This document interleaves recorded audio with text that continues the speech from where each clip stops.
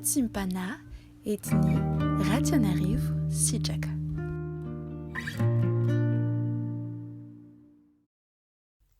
Esprit de Dieu, viens souffler sur nos vies, viens nous transformer, nous changer. Merci Seigneur pour ce jour que tu nous accordes. Jour où nous entendons Seigneur ta voix à travers ta parole, à travers Seigneur ce partage. Je crois Seigneur et je suis confiante que ton message ne tombera pas dans l'oreille de sourds et je te prie Seigneur que ton Esprit Saint explique au cœur de chacun d'entre nous quelle est ta volonté. En ton nom Seigneur Jésus-Christ nous prions. Amen. Nous étions quittés dernièrement sur l'histoire de Caïn et Abel.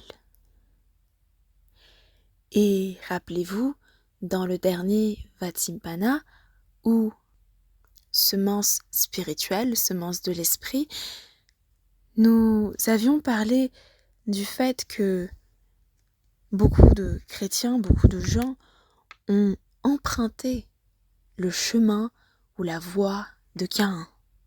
Mais qu'a fait Caïn ? Caïn est le fils d'Adam et Ève, et quand il a effectué son offrande à Dieu, son offrande n'était pas agréable à Dieu parce que elle ne correspondait pas aux standards de Dieu et à ce que Dieu recherchait. Tandis que l'offrande d'Abel et Abel lui-même plurent à Dieu. Il n'est nullement écrit que Abel était parfait, mais il était simplement écrit que l'offrande d'Abel et lui-même était agréable à Dieu. Caïn, épris d'une jalousie meurtrière, se mit à haïr son frère. Entre-temps, Dieu s'est adressé directement à Caïn, donc on ne peut pas dire qu'il ne savait pas, ou encore qu'il aurait pu se poser des questions et agir de manière mauvaise parce qu'il ne savait pas les conséquences de son acte. Dieu s'est adressé à lui et lui a parlé, il a échangé avec Dieu. Il a discuté avec Dieu. Face à face, très certainement. Et pourtant, après cela, un jour dans les champs, il se jeta sur son frère et le tua. Ainsi, Caïn a choisi sa voie. C'est pour cela que le partage de ce matin s'intitule « Le chemin de Caïn ».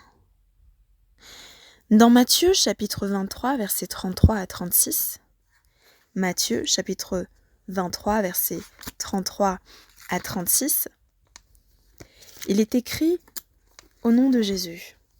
« Serpent, race de vipères, comment échapperez-vous au châtiment de la géhenne ? C'est pourquoi voici, je vous envoie des prophètes, des sages et des scribes. Vous tuerez et crucifierez les uns, vous battrez de verges les autres dans vos synagogues, et vous les persécuterez de ville en ville, afin que retombe sur vous tout le sang innocent répandu sur la terre, depuis le sang d'Abel le juste, jusqu'au sang de Zacharie, fils de Barachi, que vous avez tué entre le temple et l'autel. Amen. Je crois que c'est la première fois que vous entendez cela. Abel est appelé le juste. Et plus fort encore, ici, il est appelé juste et il a ce qu'on appelle le sang innocent. Un sang innocent, le sang du juste, le sang d'Abel qui a apporté le premier sacrifice selon le cœur de Dieu dans toute l'histoire de l'humanité. Abel a ouvert le bal, finalement, de ce qui était agréable à Dieu.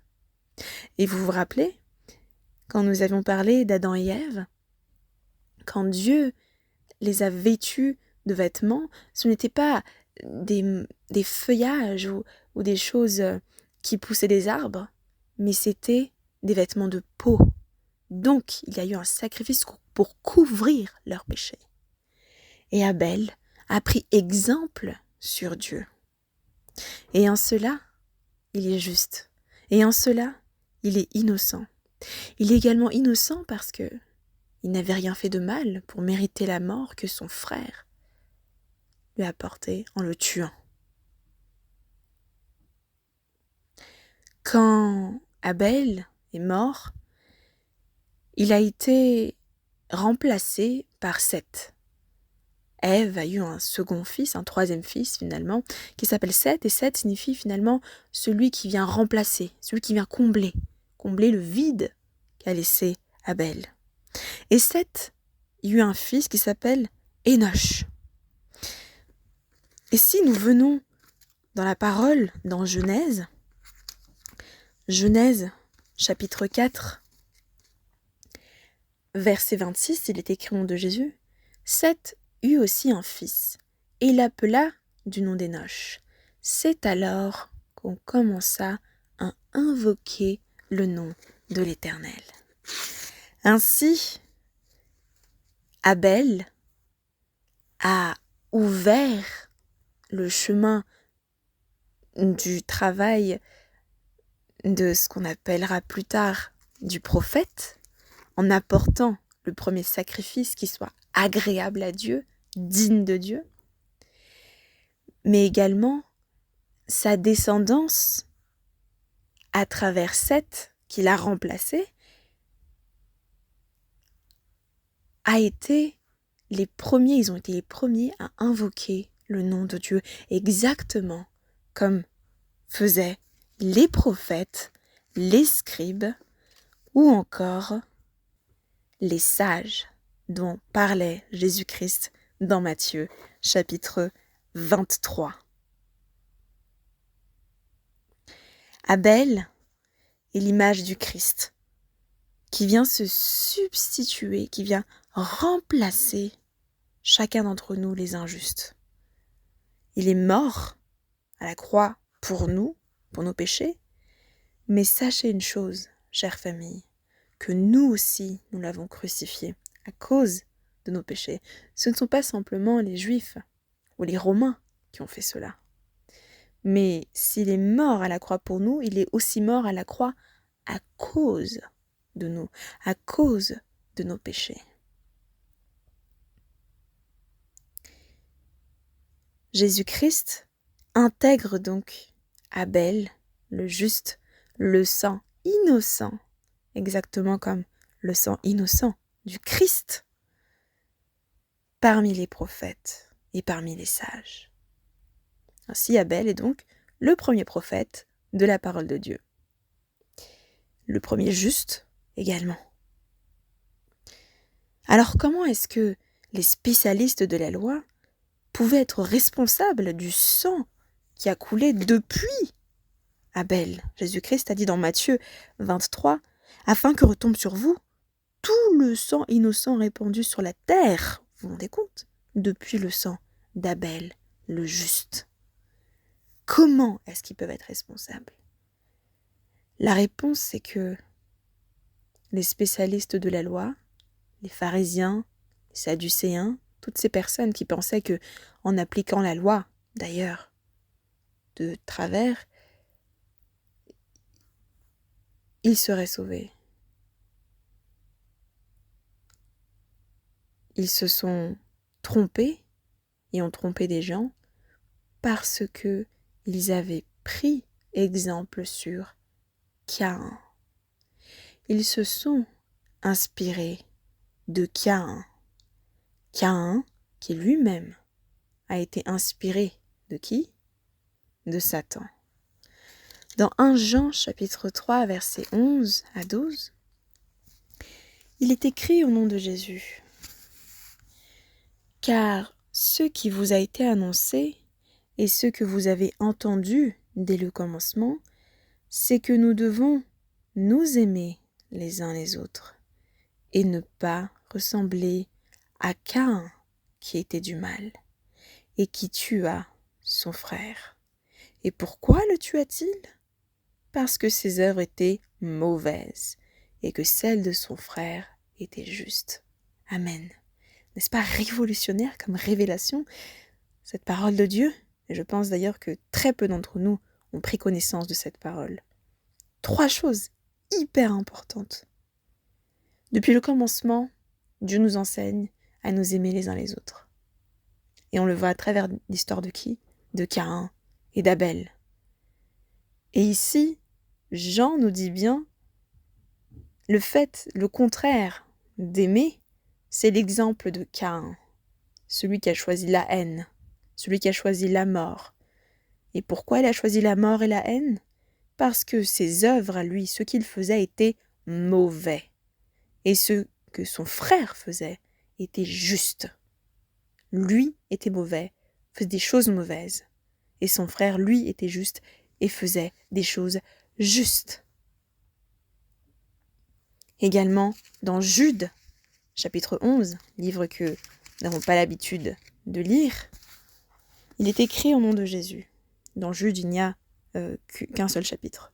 Verset 11, au nom de Jésus, « Malheur à eux, car ils ont suivi la voie de Caïn.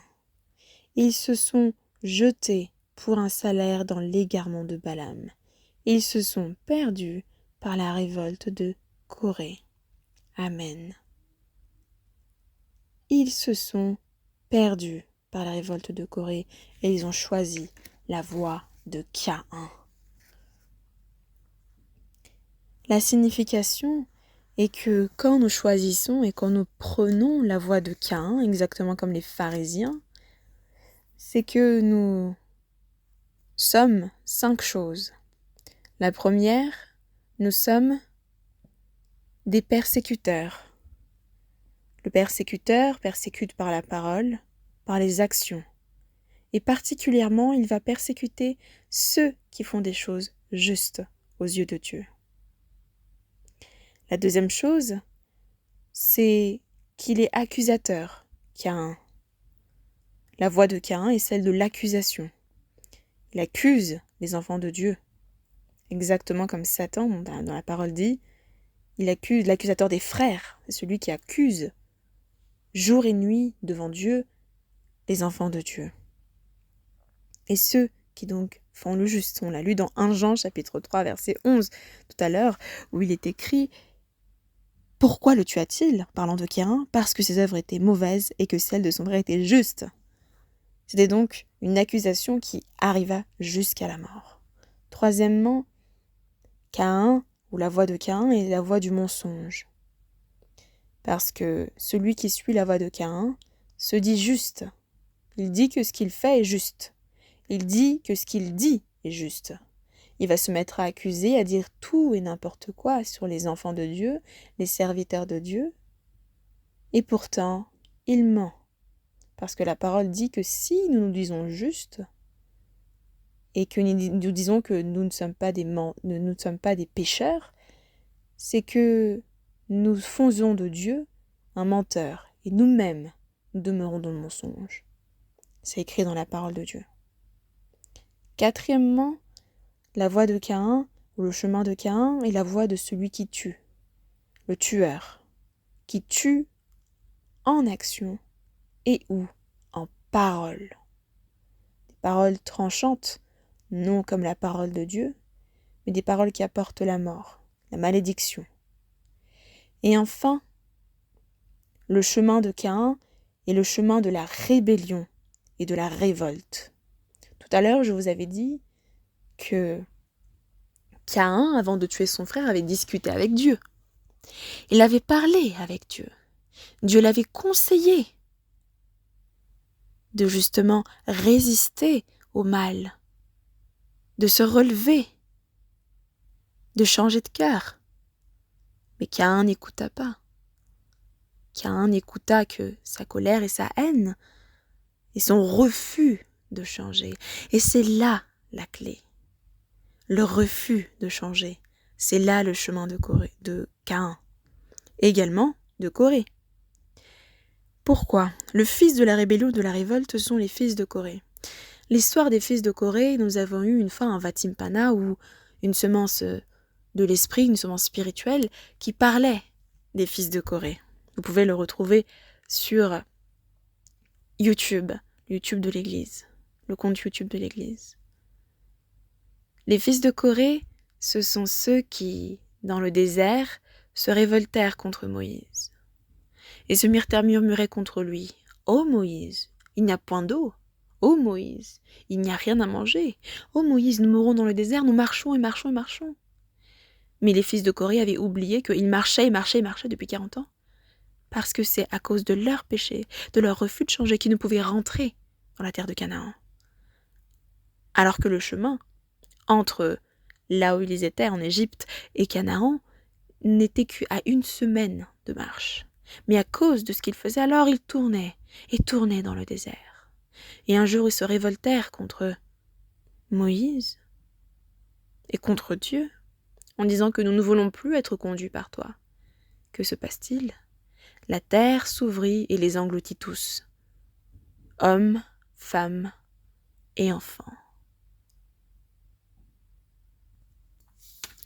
Et c'est pour cela que Jude rappelle, dans Jude, verset 11, « Ils ont suivi la voie de Caïn, ils se sont jetés pour un salaire dans l'égarement de Balaam, et ils se sont perdus par la révolte de Corée. » Qui sont-ils, ces personnes qui refusent et qui méprisent l'autorité de Dieu, qui injurient les gloires de Dieu et qui n'osent pas finalement suivre ce que Dieu dit, mais au contraire se dressent contre lui et ses serviteurs.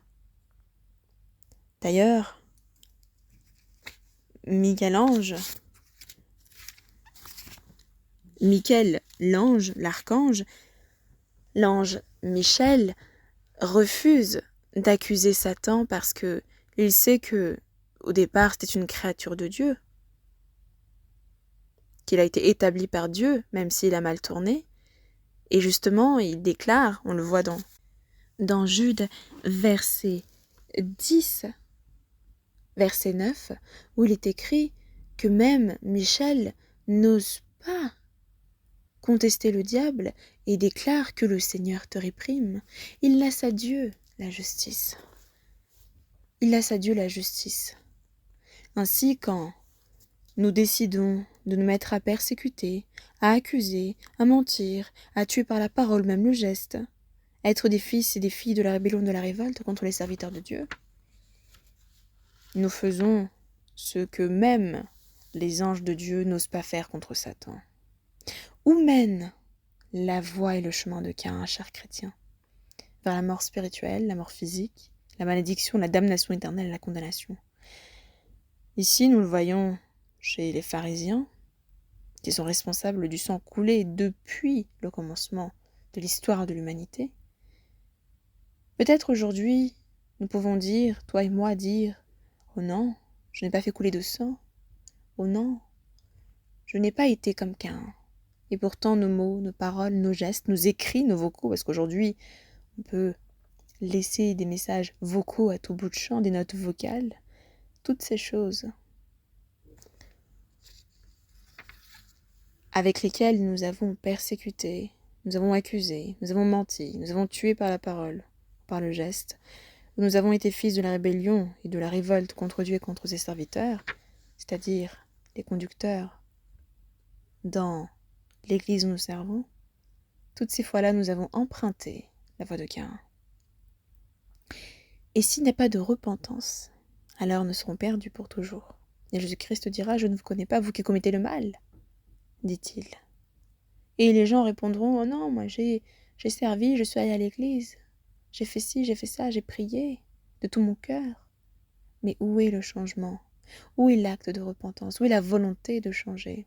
Inexistante. Et c'est pour cela que c'est la voie et le chemin de Caïn. Et c'est exactement pour cette raison que Jude dit encore que les gens qui ont choisi la voie de Caïn, qui refusent donc de changer, se sont jetés pour un salaire dans l'égarement de Balaam. Balaam était ce prophète qui avait reçu un message de Dieu et, parce qu'il n'écouta pas, il a forcé dans son chemin que Dieu a fait même parler l'âne sur lequel il était assis pour lui faire comprendre que ce n'était pas le chemin qu'il devait emprunter. N'attendons pas que les animaux se mettent à nous parler pour que nous puissions comprendre quel est le message de Dieu et quelle est sa volonté.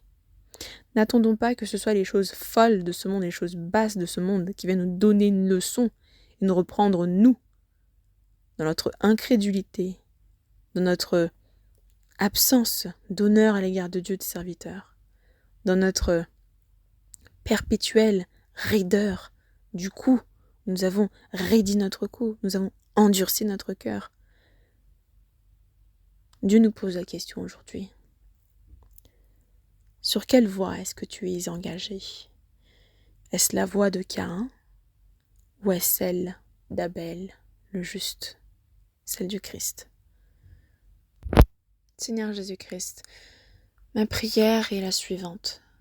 Sonde-nous, ô Dieu, et connais notre cœur. Éprouve-nous et connais nos pensées. Regarde si nous sommes sur une mauvaise voie, celle de Caïn, et conduis-nous sur la voie de l'éternité, celle qui mène à toi, Seigneur Jésus-Christ. Psaume chapitre